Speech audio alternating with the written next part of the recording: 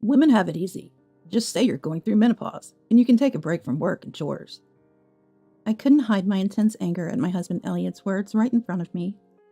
The changes that started appearing in my body after I turned 50? It was 2 years ago when I was diagnosed with menopause. For these 2 years, I've been suffering from various symptoms, like dizziness, palpitations, and hot flashes. Even though I'm receiving treatment at the hospital, it's only easing the symptoms, not curing them. Despite living in the same house and seeing my condition, Elliot has never tried to understand my illness. Dizziness? Easily tired. Back pain? Everyone gets that when they get older. And you, calling it menopause or whatever, taking off work, and just sleeping all day at home. Wow, I'm jealous. Elliot hurled these words at me, unable to even stand up due to my dizziness. He maliciously perceived my decision to take a leave of absence, advised by the doctor, as taking advantage of a trivial illness. Elliot has repeatedly hurled insults and sarcasm at my illness that shows no signs of healing. But this day was different. Elliot looked down at me with a look of utter disgust and laughed nastily. If you have the time to show off how hard your illness is, why don't you at least do the housework a wife should do? I am Anita, 52 years old. I live with my husband Elliot, who is 3 years older than me. Elliot and I met through a common acquaintance in our late 20s and immediately hit it off. We continued to date smoothly and got married in our early 30s. We had occasional minor fights, but Elliot was kind, and we managed to live a peaceful life while working hard at our jobs. We don't have children, but I believe we've always been supportive and close as a couple. However, a significant change appeared in our marriage a few years ago. I continued to work as a full-time employee even after marriage, but currently I'm on a leave of absence. The reason is poor health. More specifically, I started experiencing symptoms of menopause in my late 40s, which made me prone to falling ill. Initially, it was mainly irregular menstrual cycles and sudden feelings of heat and fatigue. But as time passed, the symptoms worsened with severe palpitations and sleepless nights. Gradually, I began to feel irritable and depressed for no apparent reason, affecting my mental health. Menopause can bring various symptoms for about 10 years, from before to after menopause. I had heard about it, but experiencing it myself was more challenging than I had imagined. My symptoms were particularly severe, and despite the advice of my family, the condition didn't improve even after visiting the hospital. The doctor said that there is no specific cure for menopause, and symptomatic treatment is the primary approach. So I've been using prescribed medication and herbal remedies tailored to my severe symptoms. But there's no cure. It became difficult to continue working, so I decided to take a leave of absence when I turned 50, 2 years ago. My company's leave policy is up to 3 years, and soon I will have to decide whether to return to work or retire. I don't want to quit my job, but there's no sign of my symptoms subsiding, and I feel frustrated about possibly having to consider retirement. However, if I end up quitting, I have no idea what Elliot would say. Initially, when I started suffering from menopause, Elliot was concerned and attentive. He wasn't the type to take the lead in household chores, but he used to care when I was unwell. I thought he was a kind person, but as soon as he realized my health issue might drag on, he started looking at me with irritation. When I discussed taking a temporary leave from work with Elliot, he didn't like the idea. I don't understand much about your health, but is it so bad that you need to take a leave? You're not just slacking off and relaxing at home, right? I was shocked when he said that. Men also go through menopause, but Elliot, despite having a chronic illness, rarely fell ill. He's always been careful to maintain his health to prevent his condition from worsening, so he probably sees me, who continues to be unwell, as lazy. That's evident from how he responds no matter how much I explain my symptoms. So what's the plan to improve? If that method doesn't work, shouldn't you look for another? Why do you keep saying it's not getting better? If it's not healing, find a way to heal. He seemed far from understanding, but continuing to work in my current condition is tough. When I pleaded for a leave of absence until my health stabilized, Elliot, as expected, got furious. However, after I told him that not only my boss, but also my colleagues and juniors had asked me to take a break, he reluctantly agreed, though still displeased. I had decided to do more housework while not working, but there were times when I suddenly felt ill and couldn't get up. Standing brought on dizziness, and even sitting down didn't stop the sweating, perhaps due to hot flashes. Still, when I tried to vacuum, despite the difficulty, merciless back pain would strike. No matter how much I endured and took medicine, trying to do housework whenever I could move a bit, Elliot still didn't understand. Aren't you better yet? What's the point of going to the hospital? It was predictable, but gradually he began to treat me coldly. Stop being so dependent. If you're at home all day because of your leave, why don't you finish all the housework during the day? It's not like you're unwell from morning till night. Coming home to no greeting, dinner just cut up and heated up. What are you doing at home all day? And it wasn't just once or twice that I got such complaints from Elliot when he returned from work. I was shocked by his attitude, sighing tiredly. On weekends, when he was at home, stop lying down all the time. Do the laundry at least. And I was feeling unwell and lying down. I even got yelled at. The sarcasm and complaints from Elliot increased day by day, and words of care and concern disappeared. While his terrible attitude hurt me, I also increasingly worried whether my symptoms would ever heal, if a time would come when I really got better. However, fortunately, my mother-in-law Cassie and sister-in-law Natalie, who lived in the same town, understood my condition and sometimes gave me advice, which was very helpful. Cassie is over 80, but still robust and lively, speaking clearly and energetically. Her husband has passed away, and she lives with Natalie and her husband. Cassie and Natalie were the ones who advised me to go to the hospital and were the first to suggest taking a leave if it got too bad. I'm truly grateful to them, as both my parents have passed away, and they're the ones who care about my menopausal symptoms. One day, we're going to have a dinner party at our house next weekend for Mom's birthday, Elliot said. In Elliot's family, it's tradition once childhood to have a big dinner party for family birthdays. Since marrying Elliot, I've participated every year. Depending on the year, we either went out for dinner or had a party at the in-laws' house. But this year, Cassie's birthday celebration was to be held at our place. Of course, that meant I was in charge of the meal. On the day, Cassie and Natalie were supposed to come in the evening, and Natalie's husband couldn't make it due to work. Make sure you're in good shape on the day, Elliot said, glaring at me sharply. I won't tolerate it if it's like last year. I understand. I could only nod in front of Elliot's aggressive attitude. Last year, on Cassie's birthday, I felt ill and missed the party at the in-laws' house. Elliot seemed to think he was made a fool of and berated me harshly when he returned home. I remember crying from the pain of that time. So this time, I want to be in good condition on the day of the dinner, as Elliot said. However, if it were a condition that could be controlled just by wanting it, I wouldn't have been suffering for years. Hoping for a day when I felt a little better, I started preparing little by little. Cassie would be turning 85 at her next birthday. Wanting to show my gratitude for all she has done, I vowed to pour my soul into preparing dinner for everyone. With the in-laws coming over, there was a lot to do besides preparing the meal.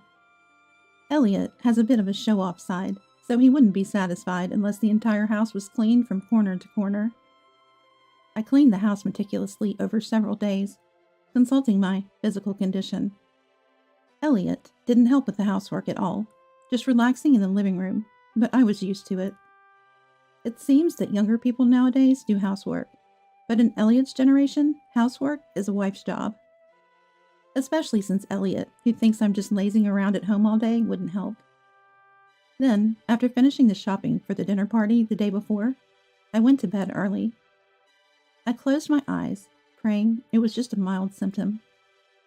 However, on the day of the dinner party, I had the worst timing, as I suffered from a terrible headache and dizziness right from the morning. When I tried to get out of bed, my vision blurred, and I had to close my eyes involuntarily. Then, I heard a violent ringing in my ears, and felt as if my head was being beaten with severe pain. It was especially bad, even for my recent condition. Still, I managed to get out of bed clumsily, only to be greeted by Elliot's loud sigh from above. When he realized I couldn't possibly prepare breakfast, he grabbed his wallet and phone and headed for the door. And then, I'm going to grab some food.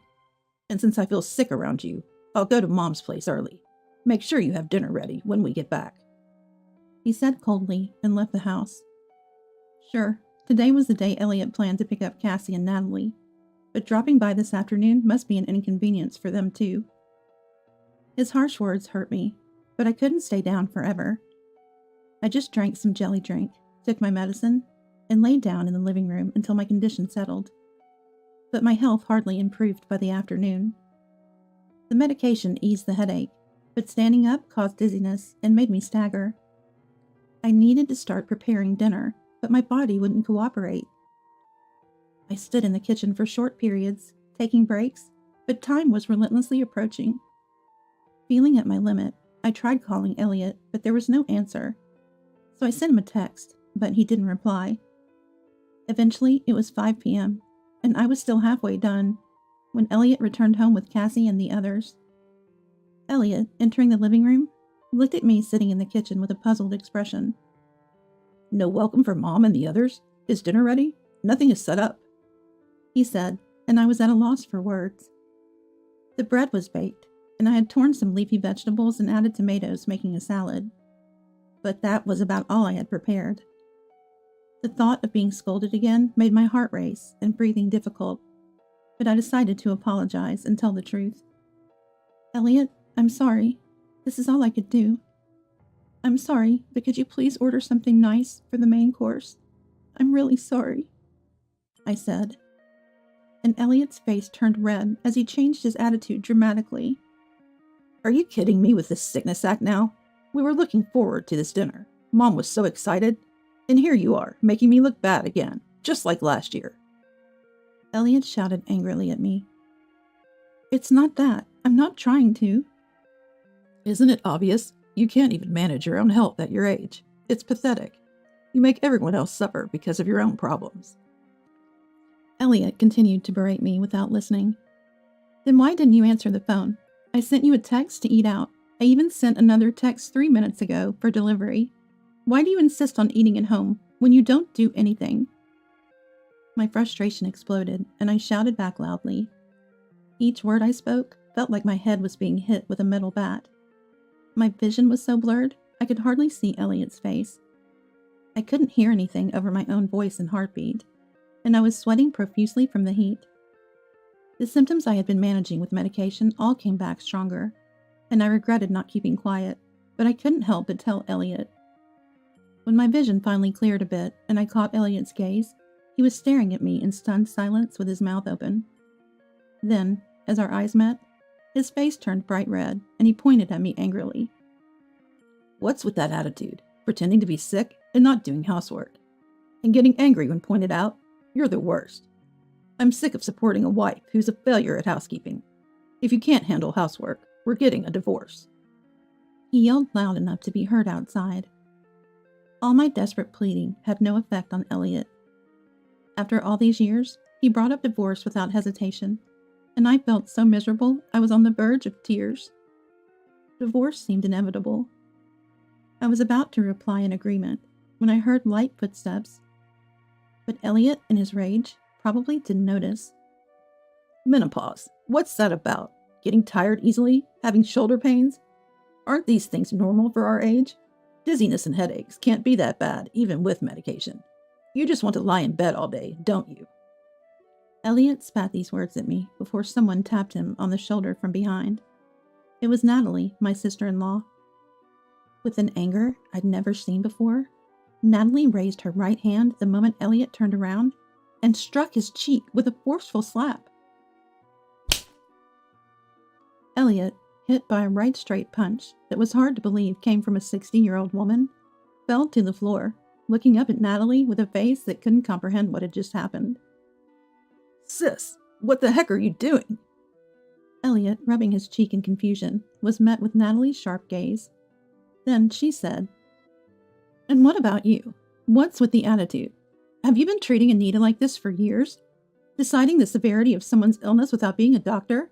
Verbally abusing your wife? You should be ashamed. Natalie shouted, furious. Elliot, who tries to show a good face in front of the family, doesn't treat me harshly. Even when he was despising me with disdainful eyes as I suffered from dizziness, he became considerate of my health the moment Natalie visited, even making coffee himself. I had consulted Cassie and Natalie about my illness, but never about Elliot's behavior. They are caring people, but if I spoke ill of Elliot, their blood relative, they might harbor ill will towards me. They haven't seen how Elliot treats me harshly, so they might not believe me. Even if they did believe and sympathize, I couldn't speak out, thinking of how Elliot might attack me afterwards. But seeing Natalie's actions now, I might have been wrong. What's going on?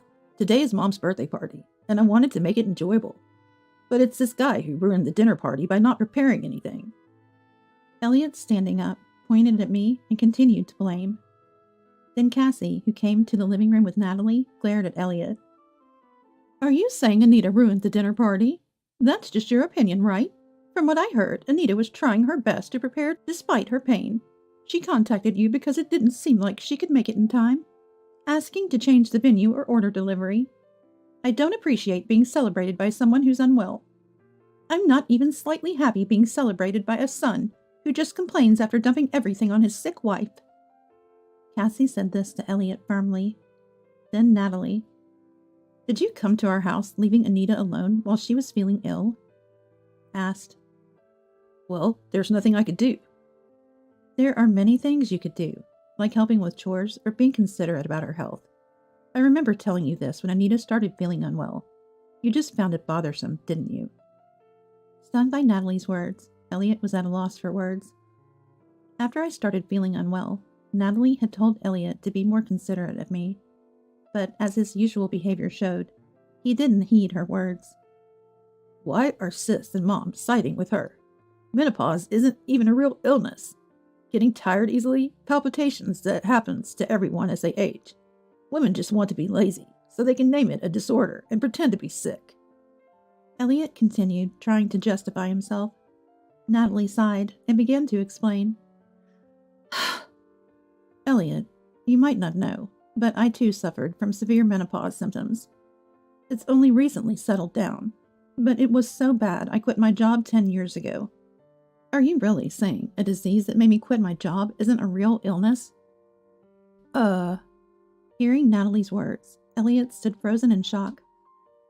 When I first started showing symptoms of menopause, I talked to Natalie and learned that she had suffered from menopausal disorders around the same age as me, and eventually had to resign from her job after a temporary leave. She didn't want to quit, but as there was no sign of recovery, she decided to put her health first after consulting with her family.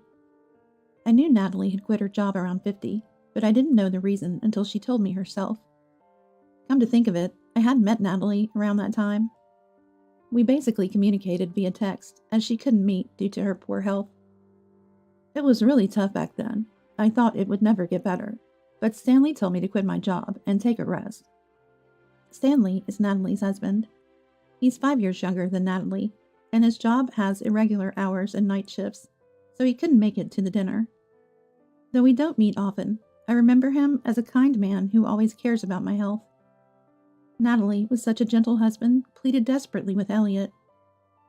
Anita is not your servant. Shouldn't you, as a husband, have more compassion? Sorry, Sis. I knew you were unwell before, but I didn't know it was for that reason. Elliot replied, sounding like an excuse, but Natalie's expression remained stern. Right now, it's not about me. Shouldn't you be apologizing to Anita, not me?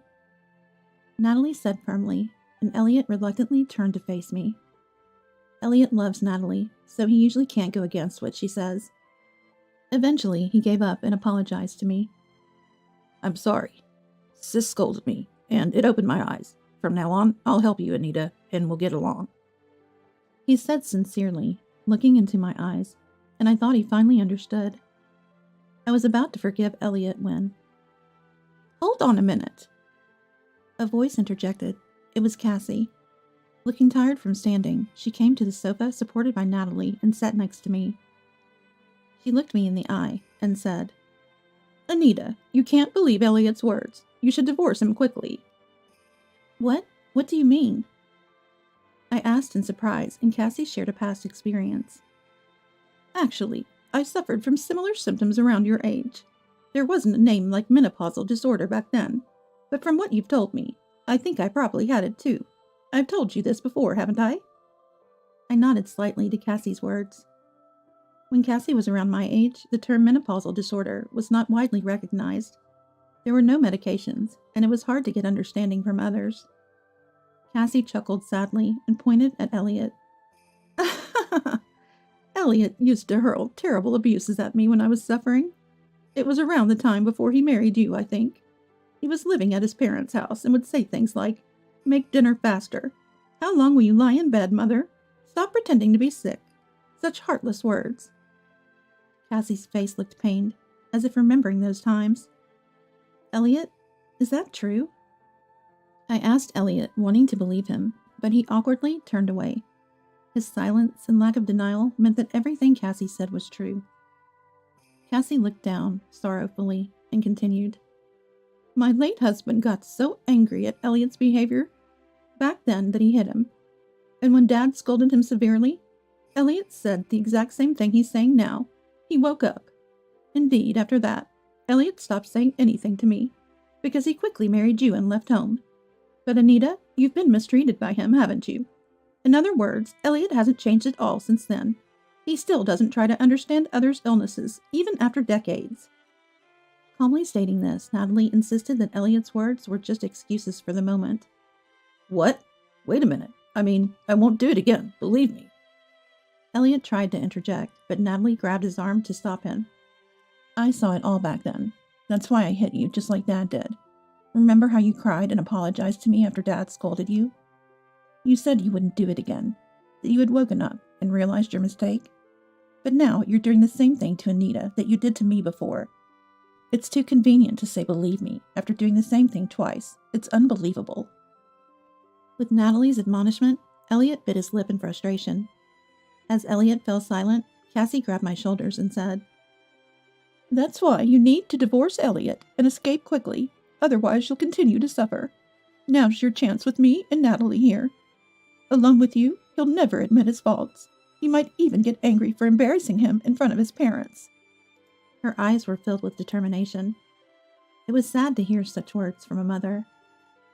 The thought of divorce at this age was daunting, but after hearing Cassie's story, I felt I couldn't continue with Elliot. Despite the harsh treatment I had endured, believing that once my symptoms subsided, we could live happily as before, but I realized it would probably only get worse. Anger surged within me as I thought about Elliot's past verbal abuse towards Cassie. I stood up, enduring my ongoing dizziness, and looked straight at Elliot to express my intention to divorce. Elliot shaking off Natalie's hand. What the hell? Are you all treating me as the bad guy? Exclaimed. Everyone in the room looked at Elliot with cold eyes. Being scorned even by his relatives, Elliot turned red with rage. Then he said, Fine, I get it. If you say so, I'll divorce you. In his anger, he agreed to the divorce. The dinner party was canceled. Cassie and the others went home, and Elliot stayed at a hotel. Our divorce proceeded without any disputes over property division, and was finalized smoothly. Soon after, I separated from Elliot and focused on recovering my health alone. Half a year later, having had no contact since, I received a call from Elliot. I had moved out, rented an apartment, and lived alone, regularly visiting the hospital. I was feeling less stressed and healthier, but Elliot's call gave me a bad feeling. As expected, Elliot's call was utterly selfish. He had a chronic illness that worsened after our divorce and living alone. However, he had always boasted about perfectly managing his health himself. He had even berated me, claiming I was a lazy person who didn't really want to get better because my symptoms weren't improving. Why is that happening? You can manage your own health perfectly, right? I replied, but I knew the reason. Elliot's idea of self-management was shallow, just choosing balanced meals from what I prepared. He never cooked from scratch because I had planned the menus considering his health. Moreover, Elliot, who never did any housework, had a terrible lifestyle in the past 6 months. relying on delivery or ready meals, not vacuuming, leading to a decline in living conditions. Such an unhealthy diet and unsanitary environment would indeed ruin anyone's health. I can't live like this anymore, so I want you to take care of me. It's been half a year. Your illness must be cured by now, right? Elliot said without any remorse. Apparently, he first turned to Natalie and Cassie, but Natalie was already busy caring for Cassie and couldn't help. Elliot, desperate, contacted me. Though I wanted to refuse, he was my former husband of many years. I wanted to ignore him, knowing everything. Then at least look at these albums I found in the storage. If you don't need them, I'll throw them away. But Elliot said. Believing they were old photos, I hesitated. Though I've had enough of him now, back then, my relationship with Elliot was good, and there were pictures with Cassie's family too. Deciding to go and select my own photos, I visited our former home for the first time in half a year. The house we'd lived in, until 6 months ago, seemed dirtier than before, perhaps due to lack of cleaning. Leftover takeout containers cluttered the table, making me grimace involuntarily. You know, without you here, I don't have time to clean. It's hard to move when I feel bad. Elliot made excuses without any provocation. While he claimed to feel unwell, he seemed quite energetic at a glance. Moreover, despite wanting care, what Elliot really seemed to need was someone to clean, do laundry, and prepare meals. It just seemed like he wanted a housekeeper. After a moment of thought, "You don't look injured and seem quite healthy. Why don't you stop being lazy and take care of yourself?" I said. Elliot narrowed his eyes sullenly and retorted, You know my illness affects my internal organs and nerves, right? Don't judge by appearances. It's outrageous that you call me lazy when I'm suffering so much. He spat these words out. Seeing my cold gaze, Elliot visibly became unsettled. Then he stopped moving abruptly. With widened eyes, he took a deep breath and apologized to me. I said those harsh things to you when you were suffering. I'm truly sorry. I deeply regret it and won't do it again. So please. I anticipated his next words and firmly interrupted. Sorry, but I can't take care of you. I'm still not over my menopausal disorder, and I can't trust your remorse. A desperate Elliot apologized profusely. Please, I could end up in the hospital any time because my condition might worsen. I continue with medication, but proper diet management is essential, and I'm in trouble without you. Please, I'm begging you. His apology seemed heartfelt. However, I knew from Cassie that this could just be a performance. She said that's what he does when he wants to make you seem heartless for not forgiving him after a deep apology. Remembering Cassie's words, I gently declined. I was overwhelmed with my own issues and not in a state to care for someone else. Living with Elliot again and taking care of him would only worsen my menopausal symptoms due to stress. I had just started to stabilize and didn't want to return to square one. I can't. If you really need care, use home care services or a helper. That's beyond me. I explained these options to Elliot, who was still pleading, and made it clear that I couldn't care for him and had no intention of living together again. Then I returned to my own life. Since then, my symptoms have settled, and I've returned to work after a hiatus. Though I considered retiring at one point, I needed to support myself living alone. I always found fulfillment in my job, and despite a 2-year and a few months gap, returning to work felt good. I have no intention of reconciling with Elliot or considering remarriage at this time. However, I still keep in touch with Elliot's family and occasionally meet them for meals. The regular family dinners, a long-standing tradition of Elliot's family, were discontinued after this incident. I also heard that Elliot, for some reason, quit his job. He claimed it was to focus on treatment, but his hospital visits haven't increased, nor has his diet improved. He seemed to be living on his early retirement funds for now. Yet he appears to be living in fear of an uncertain future due to his illness. I'm determined to take care of my health and live a fulfilling life for the remainder of my days.